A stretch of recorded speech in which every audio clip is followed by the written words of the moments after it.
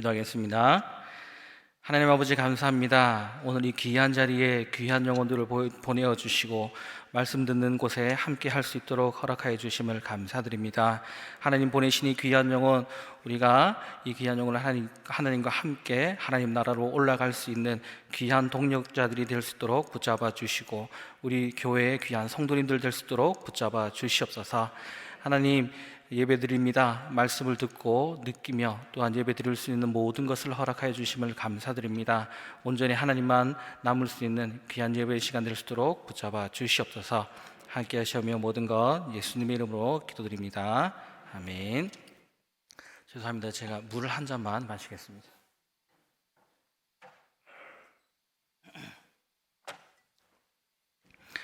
매번 설교 이 강단에 올라올 때마다 좀 두려운 마음이 항상 있습니다. 그러다 보니 제가 이제 목이 많이 타는 것 같습니다. 네. 오늘 설교 제목은 전해야 할 복입니다. 복음이 아니라 복입니다. 오타가 아니라 복입니다. 제가 예사제 가운데 같이 동참하고 또 옆에서 지켜보고 여러 가지를 보면서 전도에 대해서 여러 가지를 또 생각하게 되었습니다. 예전에 사실 많이 몸으로 뛸 때 이 전도할 때의 그 느낌을 다시 한번 되새기는 것 같습니다. 그래서 그때 생각했던 여러 가지 전도는 어떻게 해야 되며, 또 전도자의 마음은 어떻게 해야 되며, 우리가 성도라는 그 이름, 전도자라고 하는 그 이름이 무엇부터 챙겨야 되는가, 또 무엇을 먼저 생각해야 되는가를 한참 고민하던 때가 있었습니다. 그리고 우리 교회에서 전도하는 모습을 볼 때, 또 전도하러 나갈 때 구호를 외치기도 하는 그 모습, 또 서로 사진을 찍고 또 어디를 가야 된다, 어떻게 가야 된다, 여러 가지 체계적인 모습과 함께 뭔가 모르게 우리 성도님들께서 즐거워하는 모습도 저는 보게 되었습니다. 그러면서 이 뭔가 잊었던 무언가를 제가 또 한번 생각하게 되었습니다. 그래서 오늘 이 말씀도 우리가 전도할 때 무엇을 품고 가야 되는가에 대해서 한번 고민해 보았던 내용을 나누고자 합니다. 전도에는 다양한 종류와 방법이 있습니다. 예사제 가운데 우리는 주로 노방 전도를 하기도 하고요, 축호 전도를 하기도 합니다. 그리고 상가에 들어가기도 하고, 또 때로는 길을 가다가 그저 눈이 마주치면 가서 한번 얘기도 해보고, 그러한 전도도 있습니다. 또 하나의 방법은 관계 전도라고 해서 나와 친분이 한참 있는 사람, 또 나와 서스럼 없이 대화할 수 있지만 교회 나가지 않는 사람에게 우리는 전도를 하기도 합니다. 친분을 가지고 전도하기도 합니다. 둘 다 전해야 될 것은 바로 복음이라는 것입니다. 전하는 방법은 또한 다양합니다. 전도지를 주기도 하고요, 또 때로는 우리가 잘 알고 있는 사형리를 전하기도 하고요, 또 때로는 친구들과 가볍게 교회 한번 나가보자, 교회 가면 이런 것이 있고 또 교회가 무엇인지 가볍게 이야기할 수 있습니다. 그리고 또 하나, 이야기하지 않아도 우리 삶 가운데 보여지는 하나님을 믿는 자의 모습이 또 전도지가 되기도 합니다. 과거에는 이런 삶을 살았던 사람이 지금 교회를 다니고 나서 이렇게 바뀌었던 그 모습을 보면서 친구들에게 농담 삼아 했고 들었던 말들, 아마 교회 다니시는 분들은 있을 것입니다. 교회 가더니만 사람 바뀌었네, 교회에서 그렇게 가르쳤구나, 긍정적이지만 농담 삼아 하는 그 이야기들 한 번씩은 들어보셨을 것입니다. 그렇지만 그 농담 안에 분명히 우리의 삶이 변화되었고, 또 변화된 삶에서 우리는 이렇게 얘기할 수 있습니다.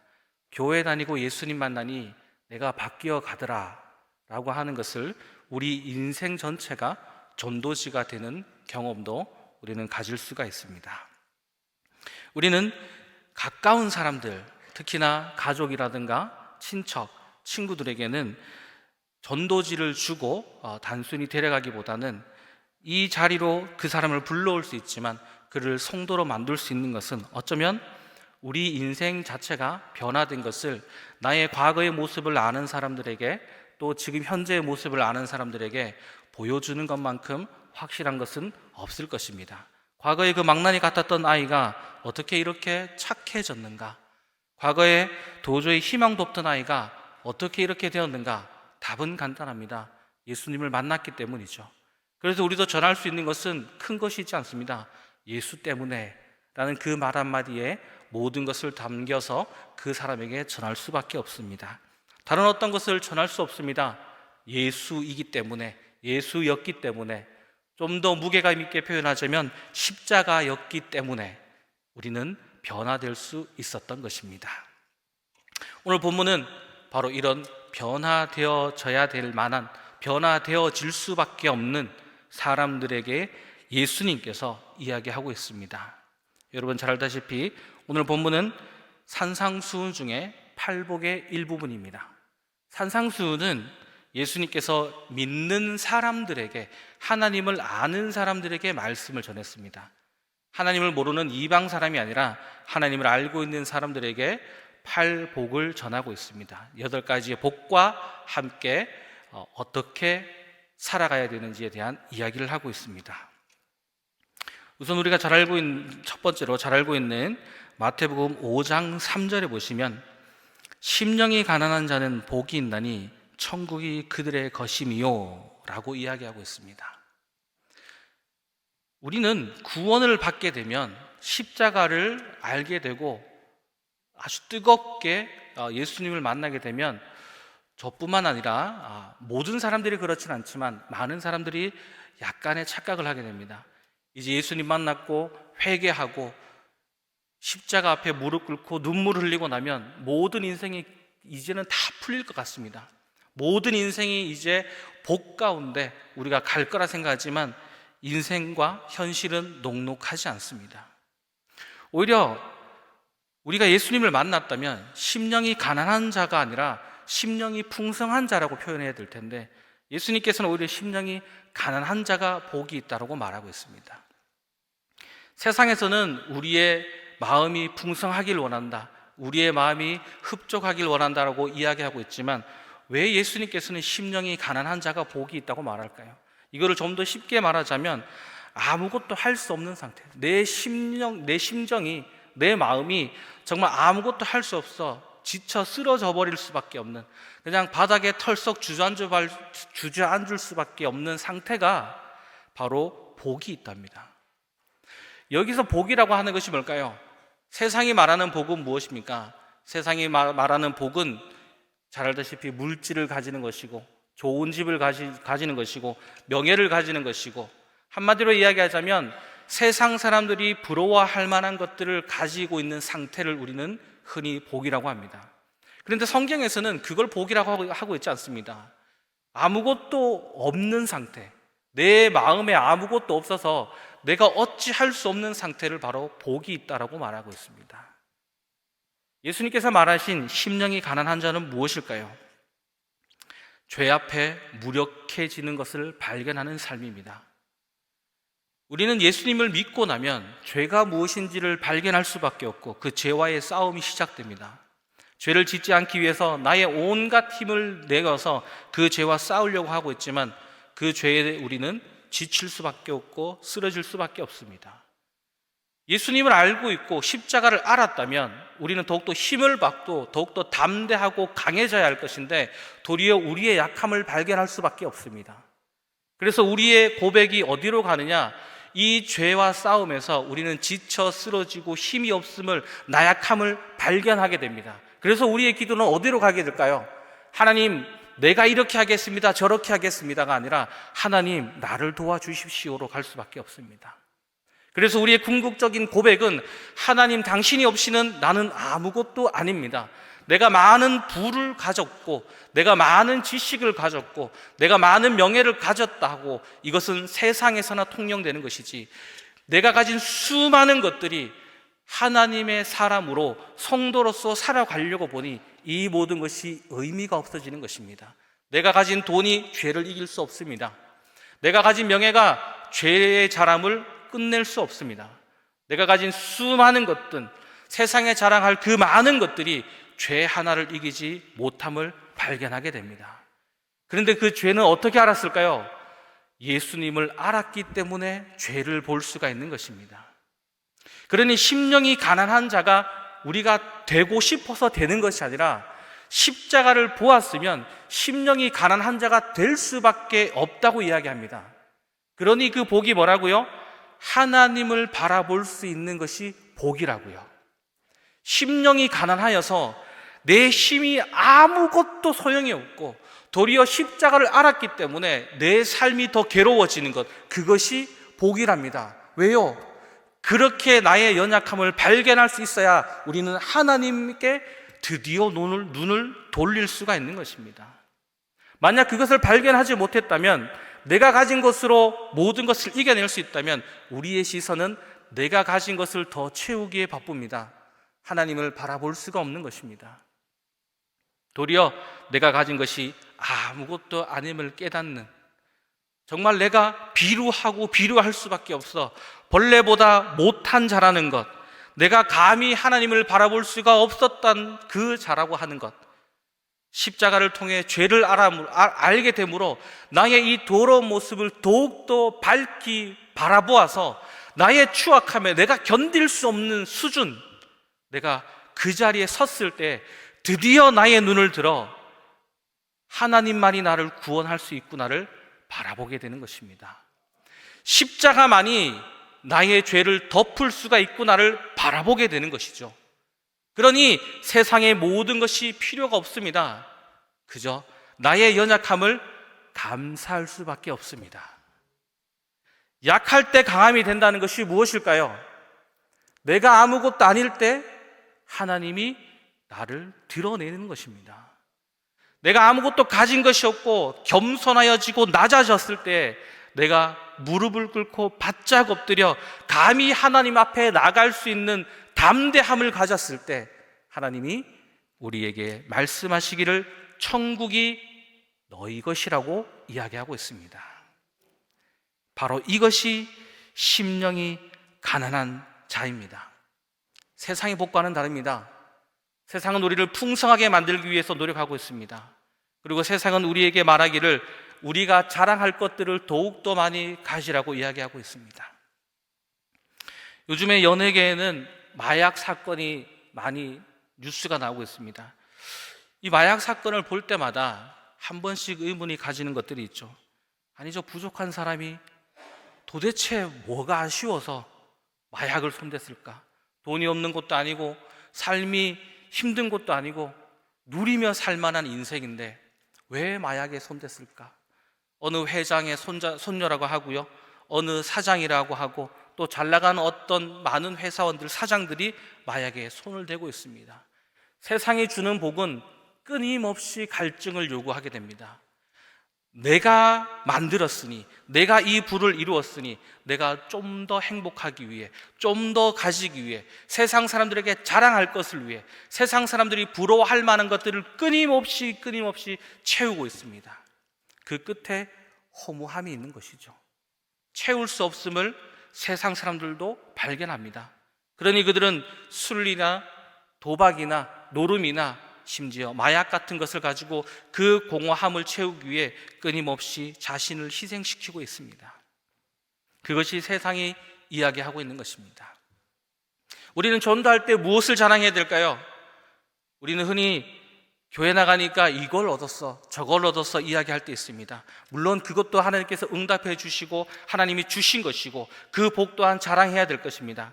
그러나 궁극적으로는 우리가 자랑할 것이 연약함을 자랑하는 것입니다. 내가 아무것도 없었어, 난 가진 것이 없었어, 그렇지만 나는 지금 행복해, 나에게 천국이 있기 때문이야. 간증 집회를 다니시고 간증하러 오시는 분들의 공통적인 이야기가 있습니다. 하나님께 은혜 받기 전에 너무너무 힘들었다는 것이죠. 너무너무 힘든 삶을 살았던 분들이 극적으로 하나님을 만나서 그 인생이 바뀌어지는 것을 우리는 간증 집회나 간증하시는 여러분들을 통해 알 수 있습니다. 우리 인생이 바로 그것으로 갈 수밖에 없는 것이죠. 세상은 자기가 이루어온 것들을 자랑하고 있지만 우리는 간증을 합니다. 자랑을 하는 것이 아니죠. 어떤 간증을 합니까? 하나님이 하셨어. 나는 아무것도 하지 못했어. 하나님이 하셨어.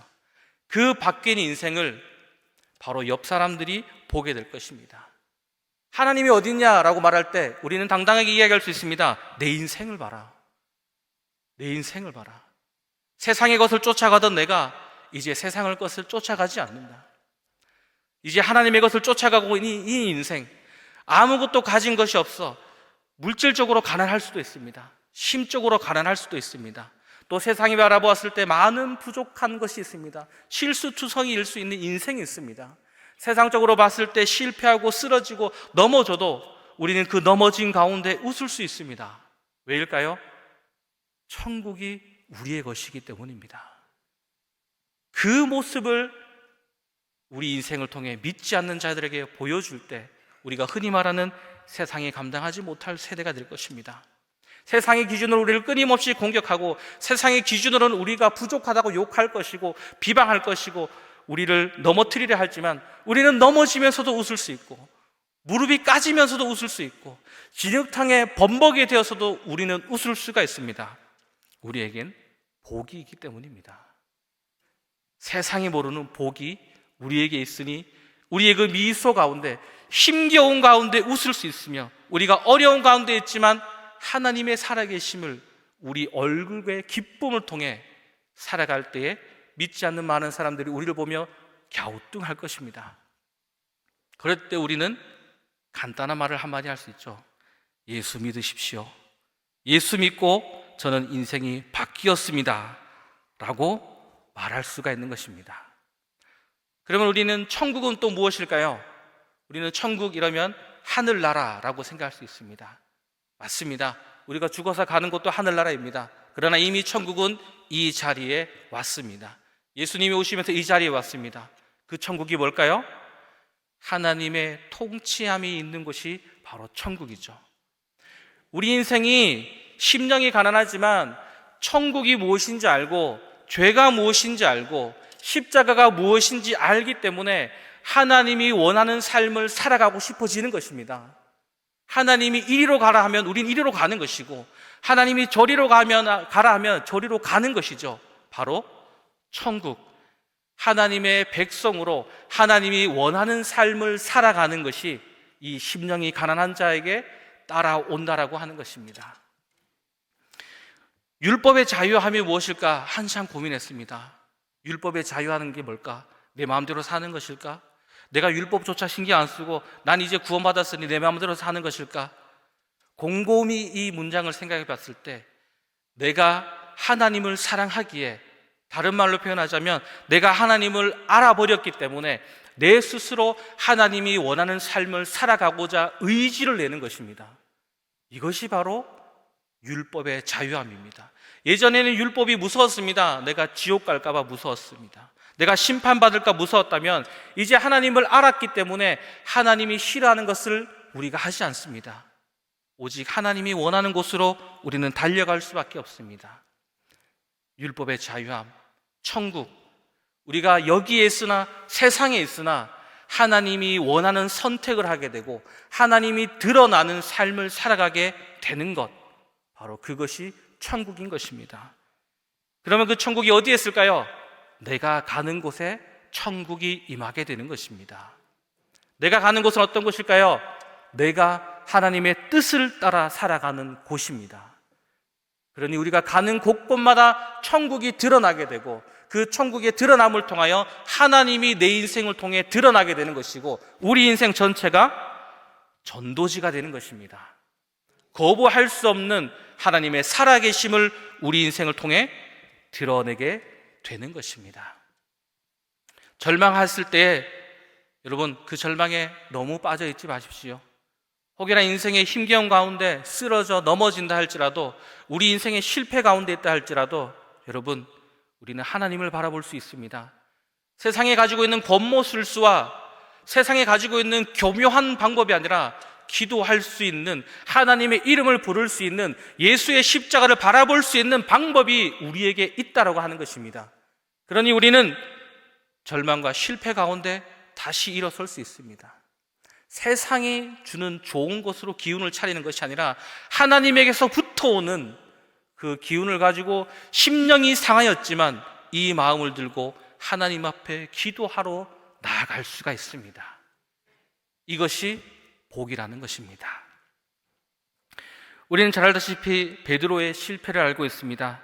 누가복음 22장 31절에서 34절까지의 말씀을 보시면 시몬아 시몬아 보라 사탄이 너희를 밀가부르듯이 하려고 요구하였으나 그러나 내가 너를 위하여 내 믿음이 떨어지지 않기를 기도하였노니 너는 돌이킨 후에 내 형제를 굳게 하라.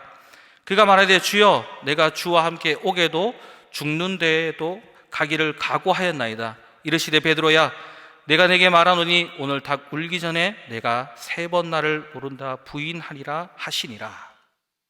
잘 알고 있는 장면입니다. 이후에 어떻게 되었을까요? 실제 베드로는 3번 부인하게 되고 예수님이 부활하다 나타났을 때 예수님 앞에 쉽게 못 왔습니다. 다른 제자들이 다 예수님과 같이 밥을 먹고 있을 때 베드로는 저 멀리 떨어져서 물고기를 세고 있던 장면이었습니다. 그리고 예수님이 묻습니다. 나를 사랑하느냐? 예, 예수님. 나를 사랑하느냐? 아시지 않습니까? 이게 뭘까요? 마음은 진심이었는데 자기 행동이 그렇지 못한 것이죠. 우리도 마찬가지입니다. 마음은 진심이 있습니다. 마음은 하나님 사람으로 살아가고 싶고 예수님 원하시는 대로 살아가고 싶지만 우리는 실패하고 넘어질 때가 있습니다. 어찌할 수 없죠. 그저 민망할 뿐이고 그저 어찌할지 모를 때가 있습니다. 그런데 오늘 이 누가복음에 보시면은 사탄이 너희를 밀가부르듯 하려고 요구하였으나 그러나 내가 너를 위하여 내 믿음이 떨어지지 않기를 기도하였노니 너는 돌이킨 후에 형제를 굳게 하라. 예수님이 허락한 것이죠. 베드로가 넘어지기를 허락했습니다. 왜일까요? 베드로의 잘나고 싶어하는 마음을 꺾어버리신 거죠. 내가 수제자다, 내가 예수님과 함께 감옥에도 들어갈 것이다 라고 당당하게 외쳤지만 예수님은 베드로의 실패를 허락하였습니다. 왜일까요? 꺾어내신 것이죠. 교만한 마음, 자기가 드러나려고 하는 마음, 자기의 것을 채우려고 하는 마음을 예수님께서 꺾어버리시고 돌이켰습니다. 그리고 어떻게 하라고요? 형제를 굳게 하라. 나도 죄인인데 나도 내 죄를 어찌하여서 심령이 가난할 수밖에 없는데 우리가 누구를 비판할 수 있을까요? 우리가 누구를 판단할 수 있을까요? 세상 사람들은 판단의 기준을 가지고 있습니다. 너는 연봉이 얼마, 너는 자동차가 얼마, 너의 집은 얼마, 심지어 요즘은 어린 아이들까지 판단의 기준을 가지고 모든 것을 판단하여 높낮이를 만들고 있습니다. 그런데 하나님을 아는 심령이 가난한 자는 누구를 판단할 수 있을까요? 판단하지 못합니다. 내가 지금 죄 가운데 있는데요, 내가 지금 심령이 가난해서 예수님 앞에 나간 것만 해도 감사할 수밖에 없는데요, 누구를 판단하겠습니까? 누구를 비방하겠습니까? 누구를 비판할 수 있겠습니까? 그저 내 죄를 알게 해주신 것에 감사할 수밖에 없습니다. 그러면 이 심령이 가난한 자의 눈은 어떻게 될까요? 누구를 판단하기보다 저 사람의 잘못된 것을 보고 기도할 수밖에 없습니다.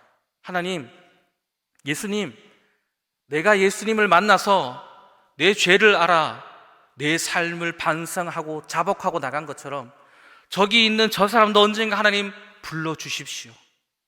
그러니 우리는 믿지 않는 저들을 향해 비방하기보다 오히려 그들을 향해 안타까운 마음을 가질 수밖에 없습니다. 그리고 기도할 수밖에 없는 것이죠. 제가 학창시절에 부끄러운 일이 하나 있었습니다. 학교에 가면 항상 뒷자리에 앉는 아이들이 있죠. 불량스러운 아이들이 있습니다. 뭔가 가까이 하면 안 될 것 같은 그런 아이들이 있을 때 제 짝꿍과 제가 교회를 다녔을 때 제가 이렇게 얘기했습니다. 저런 놈들 지옥 가야 되는데. 그러니까 제 짝꿍이 화들짝 놀면서 이렇게 얘기했습니다. 교회 다니는 사람 맞냐고.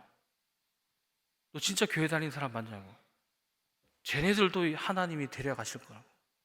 쟤네들도 하나님이 어떻게 변화할지 모르는데 기도해야 되지 않냐. 부끄러웠습니다. 너무너무 부끄러웠습니다. 그 친구는 지금 성결교회 목사가 되어 있습니다. 정말 애통한 자라면, 정말 심령이 가난한 자라면, 우리가 하나님을 아는 자라면 우리는 전도의 대상들을 함부로 볼 수 없습니다. 함부로 이 사람은 교회에 나올 것 같다, 나오지 않을 것 같다 판단할 수 없습니다. 그저 우리는 아버지의 심령으로, 이 심령이 가난한 이 심정으로 그저 그들에게 갈 뿐입니다. 만나는 누군가를 바라볼 때마다 저 사람도 하나님께 와서 변화되어야 될 것이고, 저 사람도 지금 당장 저 사람이 내 마음에 들진 않지만 우리는 그들을 향해 기도할 수밖에 없습니다. 내가 감히 누구를 판단할 수 없기 때문이죠. 나도 하나님이 아니라면 이 복을 몰랐기 때문입니다. 우리는 이렇게 심령이 가난한 자가 되어 갈 수밖에 없습니다. 우리가 되는 것이 아니라 예수님이 그렇게 만들어 가실 것입니다. 그리고 이어지고 있는 마태복음 5장 4절에는 애통하는 자는 복이 있나니 그들이 위로를 받을 것이미요 라고 말하고 있습니다. 예수님 믿었는데 우리는 왜 또 애통해야 될까요? 왜 눈물을 흘릴 수밖에 없을까요? 어느 신학자가 이것을 표현하기를 경건한 슬픔이라고 말하고 있습니다. 경건한 슬픔. 뭔가 말이 잘 안 맞습니다. 경건한데 왜 슬플까요? 우리는 깨끗해지고 경건해지고 예수 앞에 나가면 나갈수록 우리의 죄와 회개, 죄를 자복할 수밖에 없는 곳으로 이끌려 갈 수밖에 없습니다. 고린도후서 7장 10절에 이것에 대해서 이렇게 말하고 있습니다. 하나님의 뜻대로 하는 근심은 후회할 것이 없는 구원에 이르게 하는 회개를 이룰 것이요 세상 근심은 사망을 이루는 것이니라. 아멘입니다. 경건한 슬픔은 우리가 깨끗해지면 깨끗해질수록 죄에 민감해집니다. 다른 사람 예를 들 것 없이 그저 저의 예를 한번 들까 합니다. 지금은 그런 게 아니니 오해 말고 과거의 이야기라고 생각하시고 봐주시기 바랍니다. 지금은 나름 목사다운 모습을 가지고 있기 때문에 상상할 수 없는 모습이 있었습니다. 저는 요것도 미리 말씀드리면 불량 학생은 아니었습니다. 다만 그냥 세상에 즐거웠을 뿐입니다. 제가 고등학교에 들어갔을 때 하나의 동아리를 들어가게 되었습니다. 안 어울리지만 시문학 동아리에 들어갔습니다. 시를 쓰고 글을 쓰는 동아리, 고등학교에 들어갔습니다. 저는 몰랐습니다. 거기가 그런 곳인지 몰랐습니다. 선배님들이 글을 쓴다 하면서 술을 마시고, 술을 마셔야 글이 써진다, 멋있어 보였습니다. 담배를 한 대 태워야 글이 써진다, 멋있어 보였습니다. 그곳으로 빠지게 되었죠. 이건 사실 약간의 여담이지만 그때 교회 다니는 친구 5명 제가 다 술, 담배를 가르쳐 버렸습니다. 물론 지금은 제가 신학한다는 소식에 다들 화들짝 놀래고 지금은 집사님으로 잘 섬기고 있는 친구들이 되었습니다.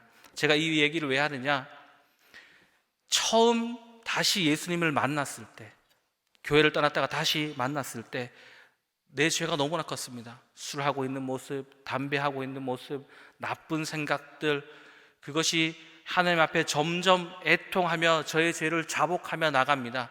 그런데 이 죄가 크기는 작아져 가고 있는 것처럼 보이지만 이제 겉으로 보여지는 행동은 너무나 감사하게 모든 것을 끊어버렸지만 이 속에 있는 죄를 어찌할 수 없었습니다.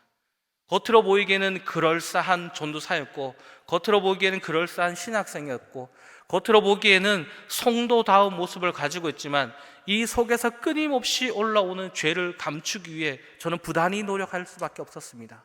그러나 이것 또한 제 스스로 감출 수 없는 것을 깨달아 그저 하나님 앞에 무릎 꿇고 기도할 수밖에 없는 것이죠. 애통할 수밖에 없습니다.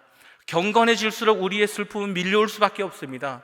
경건해질수록 우리의 죄의 자복함이 드러날 수밖에 없는 것입니다. 그러니 우리는 날마다 죄를 자복하며 눈물 흘리며 하나님 앞에 한 걸음씩 한 걸음씩 다가가고 있는 것입니다. 저의 죄가 사라지지 않을 것을 알고 있습니다. 오늘도 회개하고 자복하며 나갑니다. 그러나 뒤를 돌아보니 어느새 하나님께 가까워져 있었던 것입니다.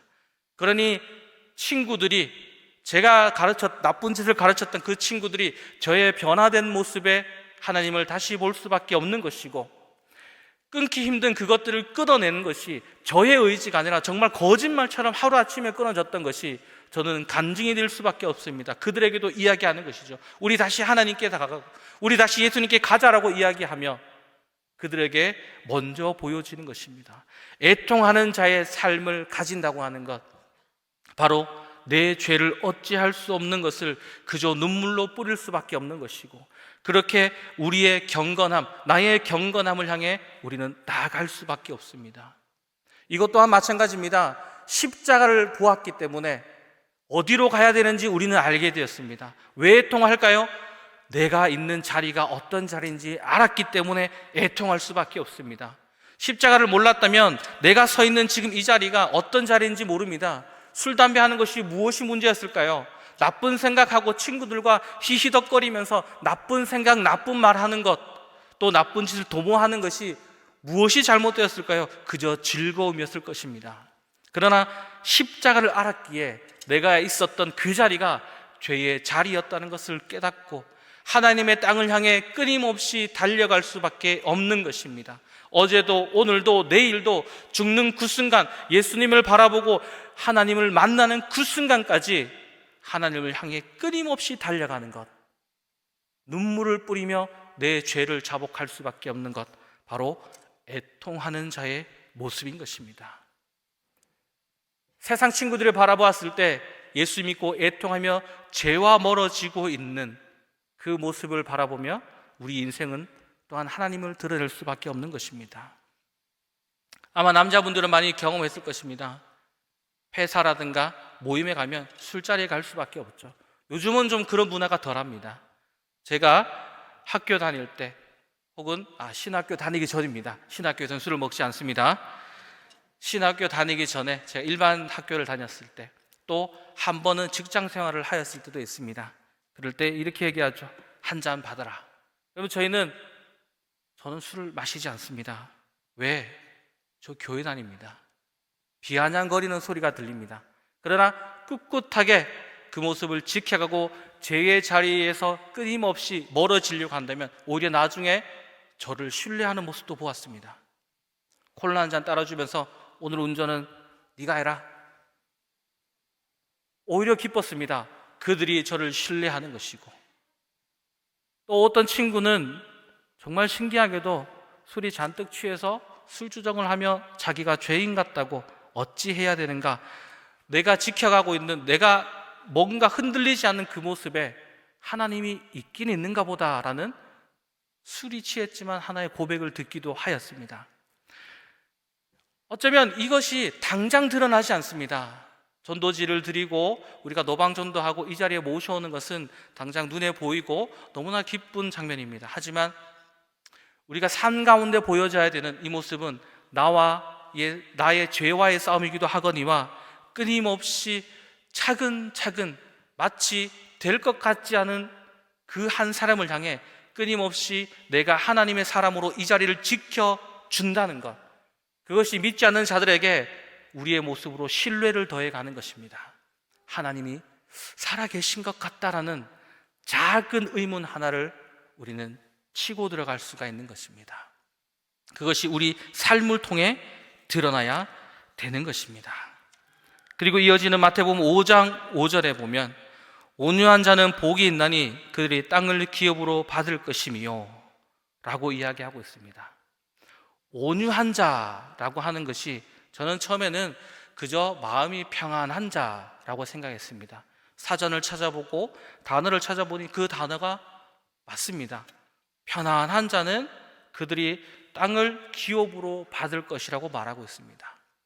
그런데 한 가지 의문이 생겼습니다. 성경에서 말하는 온유한 자는 어떤 사람일까? 찾아보니 모세를 가리켜 민수기 12장 3절에 보면 이 사람 모세는 온유함이 지면의 모든 사람보다 더하더라 라고 표현하고 있습니다. 그런데 제가 출애굽기를 너무나 좋아하는 사람입니다. 모세라는 사람이 어떤 사람인지 저는 잘 알고 있습니다. 이 사람은 처음부터 온유한 사람이 아니었습니다. 하나님 앞에서 나는 입술이 둔하다고, 나는 바로 앞에 못 가겠다고 벌벌 떨고 하나님 앞에 원망하던 사람이었고 온유한 사람이 아니었습니다. 그런데 모세가 조금씩 하나님의 능력을 보고 10가지 재앙을 거쳐 홍해를 건너고 하나님의 인도하심을 따라 수많은 사건과 사고를 바라볼 때 모세는 알게 된 것이죠. 하나님이 진짜구나.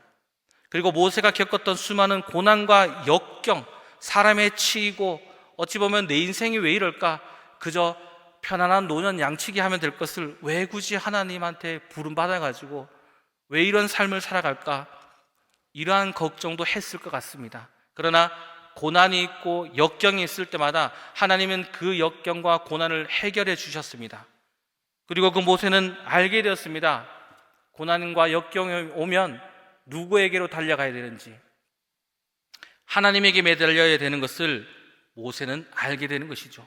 그러니 이제는 웬만한 역경과 고난이 와도 하나님이 내 기도를 들어주신다는 것을 알기에 모세는 온유할 수밖에 없습니다. 와라, 고난아 와라, 역경아 와라, 나에겐 하나님이 있다라는 것이죠.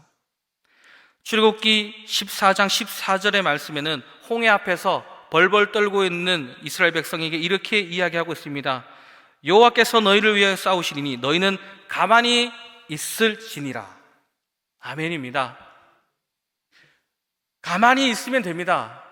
하나님이 직접 홍해를 열어주십니다. 나의 능력이 아닌 하나님의 능력을 바라보게 되었을 때 우리는 온유한 자가 될 수밖에 없습니다. 역경과 고난이 올 때 우리는 두려움에 떨 수밖에 없습니다. 그러나 우리는 기도할 때에 하나님이 응답으로 그 역경을 헤쳐나가게 하시고 또 다음 역경이 왔을 때 또 기도하게 하시고 반복되어지는 기도의 응답과 역경과 고난을 하나님이 하시는 그 모습을 바라볼 때 우리는 알게 됩니다. 하나님이 하시는구나. 하나님이 내 기도를 들으시는구나. 그러니 우리는 역경이 올 때에 세상에 많은 방법이 아니라 기도하는 자리를 찾게 되는 것입니다. 우리에게 응답이 있었기 때문이죠. 하나님이 그 응답을 준비하시고 주셨기 때문이죠. 왜냐하면 우리를 온유한 자로 만들기 위해서입니다. 그렇게 우리는 땅을 기업으로 받습니다. 여기서 땅이라고 하는 것은 그 단어를 찾아보면 천국을 이야기하고 있습니다. 그런데 기업으로 받는다라고 하는 것은 다른 뜻으로 상속자라는 뜻입니다. 상속받는다는 것은 무엇일까요? 나의 노력으로 받는 것이 아니라 아버지가 거저 주시는 것입니다. 모세가 홍해 앞에서 하나님이 말씀하시기를 너희는 가만히 있어라. 오늘 하나님이 주가 되신 것을 너희가 보리라. 우리의 역경이 있습니까? 하나님을 바라보는 기회가 생기신 것입니다. 우리에게 실패가 있습니까? 하나님이 그 역경을 어떻게 인도하시는지를 바라볼 은혜를 기대하십시오. 제 아버지 이야기를 또 할 수밖에 없습니다. 저는 설교할 때마다 왜 내 인생에 이런 이 사건 사고가 많을까라는 걸 생각해 보자면 설교할 때 써먹으라고 그러셨나 보다라는 생각을 하게 됩니다. 제 아버지는 공무원이셨고 직급이 조금 있었습니다. 그러다가 공문서 위조에 대한 의혹을 받게 되었습니다. 아버지가 하신 게 아니라 아버지 부하 직원이 하셨는데 저는 그때 잘 몰랐습니다. 공무원에게 공문서 위조 감찰이라고 할까요? 감사가 나오면 끝장난다 하더라고요. 사표도 받을 수 없다 하더라고요. 사표를 내면 그나마 지금까지 했던 것들이 뭐 퇴직금도 받고 나름 인정을 받는데 감찰을 받아서 걸리게 되면 사표도 못 받고 그냥 끝나는 거라 하더라고요. 제 아버지는 교회를 다니지 않으셨습니다. 저와 제 동생과 저희 어머니가 교회를 잘 다녔습니다. 다행히 아버지께서는 교회 가는 것 자체를 반대하진 않았습니다. 그러나 조금의 비아냥거림도 있었죠. 그리고 저희 아버지는 교회 가자고 하는 저의 많은 기도 가운데에서도 움직이지를 않으셨습니다. 그렇지만 제가 신학 가는 거에 대해서는 고민을 하셨지만 허락은 해주셨고 제가 전도사였을 때 이 일이 빵 터졌습니다. 아버지는 온갖 방법을 다 동원했습니다. 자기의 무고를 증명하기 위해서 온갖 것을 다 동원하였지만 점점 그 화살은 저희 아버지께로 돌아오고 있었습니다. 근데 저희 어머니는 그때 무엇을 하셨는가? 기도하셨습니다. 갑자기 기도원에 다녀오시고 갑자기 기도하시고 저희 아버지가 막판에는 아무것도 할 수 없어 그냥 무기력한 상태로 축 처져 계셨을 때 저희 어머니가 저희 아버지를 데리고 저에게 연락하셔서 기도하러 가자. 기도하러 가셨습니다. 그냥 마지못해 갈 수밖에 없는 것이죠. 마지못해 갈 수밖에 없었고 그저 거기에 갈 수밖에 없었던 상황이죠. 아버지 입장에서는 이거라도 한번 잡아봐야 되지 않나 라는 심정으로 가셨습니다. 저는 또 학교를 가야 되기 때문에 아버지 어머니를 또 고향에 두고 학교를 갔었는데 어느 날 이제 아버지께서 연락이 왔습니다. 니 지금 전도사 하고 있나? 예, 지금 전도사 하고 있습니다. 기도 한번 해다오. 소화기에 의해서 붙잡고 기도를 해드렸습니다. 어떤 심정인지 제가 알고 있기 때문에. 그리고 고향에 방문했을 때 저희 아버지가 눈물을 흘리면서 저에게 말씀하시기를 전도사니까 기도 한번 해줘야지. 아무것도 할 수 없는 그 상황에 저희 어머니는 홀로 교회 다니지 않는 집안, 외갓집에서도 교회 다니지 않았습니다. 홀로 온갖 역경과 고난을 받으시며 열심히 교회를 다니시며 기도로 하나님을 바라보았고 저희 어머니는 버릇처럼 저한테 했던 말이 아버지 언젠가는 돌아오실 거다. 아버지 언젠가는 교회 다니실 거다. 저희 아버지가 저희 어머니의 기도를 통하여 또 그 간증을 통하여 그 삶을 통하여 하나님을 만나게 되었습니다. 거기에 어떤 것이 있었을까요? 저희 어머니의 온유한 마음이 있었습니다. 웬만한 역경과 고난, 어찌 보면 저희 집 전체가 크나큰 위기에 빠질 수도 있는 그 순간에 저희 어머니는 평안하셨습니다. 그저 이렇게 얘기했습니다.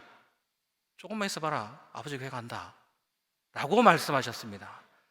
저는 믿을 수 없었지만 그 기적이 일어났습니다. 무엇을 보여주었을까요?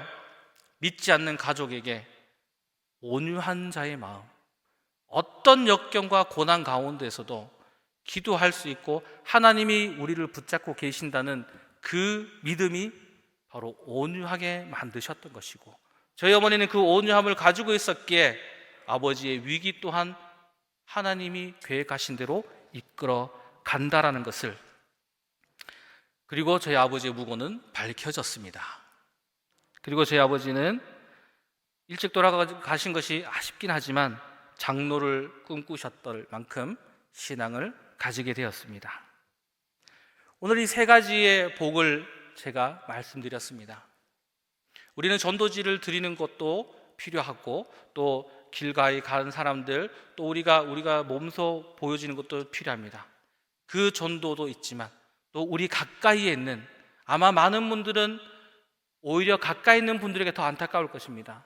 내 아들, 내 딸 혹은 내 친구, 우리 아버지, 남편들이 교회에 왔으면 좋겠는데 라는 생각을 가질 것입니다.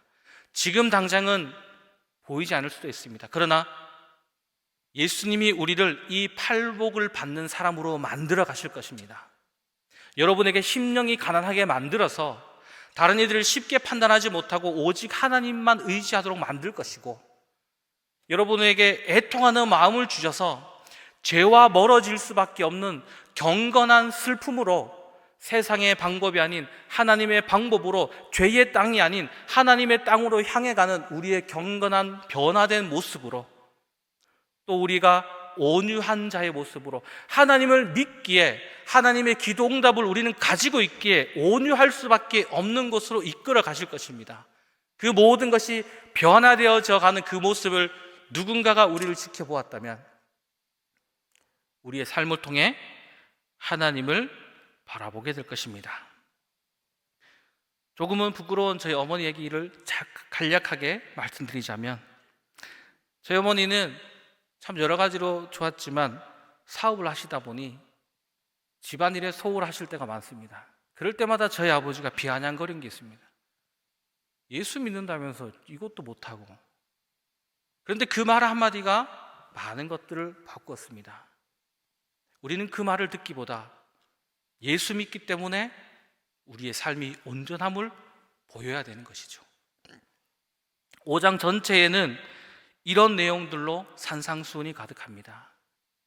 몇 가지 단락들의 그 마무리를 보면요, 마태복음 5장 16절에 보시면 이같이 너희 빛이 사람 앞에 비치게 하여 그들로 너희 착한 행실을 보고 하늘에 계신 너희 아버지께 영광을 돌리게 하라. 마태복음 5장 48절입니다. 그러므로 하늘에 계신 너희 아버지의 온전하심과 같이 너희도 온전하라. 5장 전체를 관통하는 예수님의 메시지입니다. 왜 우리가 팔복을 받는 사람의 모습이 되어야 될까요?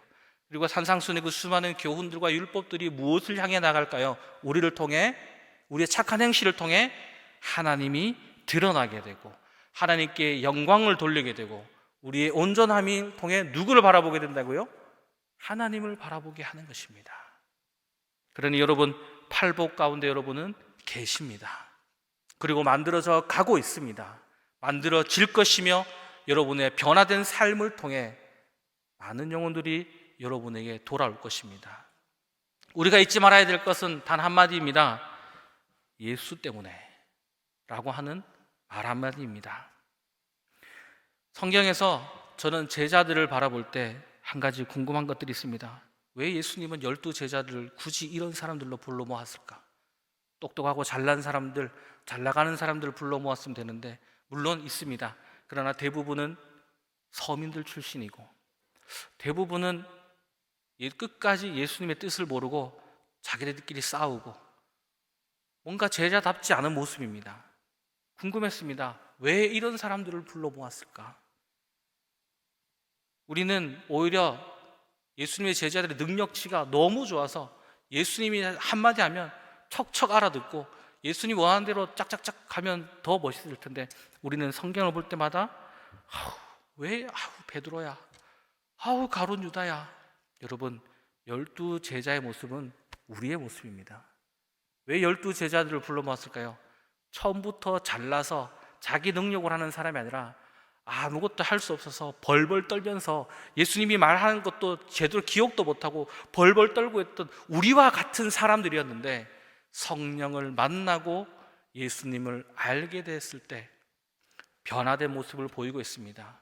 우리에게 희망을 주시고 우리에게 말씀하고 있는 것은 너희도 이와 같이 될 것이다 라고 하는 것입니다. 우리는 지금 어떤 인생의 실패와 위기 가운데 있을 때에 어떤 삶을 살아가야 되는지 오늘 말씀을 통해 보았습니다. 저는 이 말씀을 준비하면서 담임 목사님을 생각하게 되었습니다. 목사님이 지금 수술을 앞두고 있고 또 몸이 많이 좋지 않은 상태입니다. 제가 이기영 목사님과 나눈 대화가 저는 참 마음에 여러 가지 남습니다. 기도 용사가 만들어진 시점이 너무나 멋지지 않습니까, 목사님? 기도 용사가 만들어지고 기도할 장소가 만들어지고 목사님이 건강이 안 좋아지셨다는 소식을 들었습니다. 기회다 라는 생각이 들었습니다. 기도할 수 있는 모든 것이 만들어지고 기도 용사로서 우리는 위기를 돌파하게 될 것이고, 목사님 정말 아무런 일 없이 수술 잘 마치고 이 자리에 올라오셨을 때 우리의 간증이 되고 목사님의 간증이 되고 우리 교회의 간증이 될 것입니다. 그 간증들이 바로 우리 교회가 전도할 수 있는 전도지가 될 것입니다. 우리는 모두 볼 것입니다. 기도의 능력이 얼마나 대단했는지를, 기도의 능력이 무엇을 이룰 수 있는지를, 심령이 가난한 마음으로 우리 교회의 약함을 기도할 때이죠. 애통하는 마음으로 우리 교회의 죄를 자복하고 하나님께 간구할 수 있는 자리로 우리는 이동하게 될 것이고, 우리는 온유한 자로서 목사님이 걸어오셨던 그 이야기를 들을 때마다 이런 위기가 한두 번이 아니었다고 들었습니다. 저는 어제 목사님에게 설교 부탁 전화를 받았을 때 놀랐습니다. 너무 편안하게 전화해 주셨습니다. 너무 부드러운 음성으로. 저는 오히려 전화 끊고 나서 목사님 오히려 아프고 뭔가 환자 같은 목소리가 아니라 편안한 목소리로 저에게 부탁하셨을 때 이 온유한 자의 모습, 위기를 기도로서 돌파해 왔기 때문에 그 어떤 역경과 고난이 있다 할지라도 결과가 어떻든지 간에 하나님이 하신다면 아멘 하고 나가는 그 모습의 목소리가 아니었을까 생각했습니다. 우리 또한 목사님을 위해 기도할 때에 바로 이 팔복 가운데 오늘 세 가지의 모습, 이것이 우리의 간증이 되고 전도지가 되고 우리 교회로서의 전도지가 되고 또 우리 삶으로서의 전도지가 되고 우리 모두가 이러한 팔복을 누리게 되는 귀한 삶을 살아가는 귀한 성도님들 되시기를 간절히 소원합니다.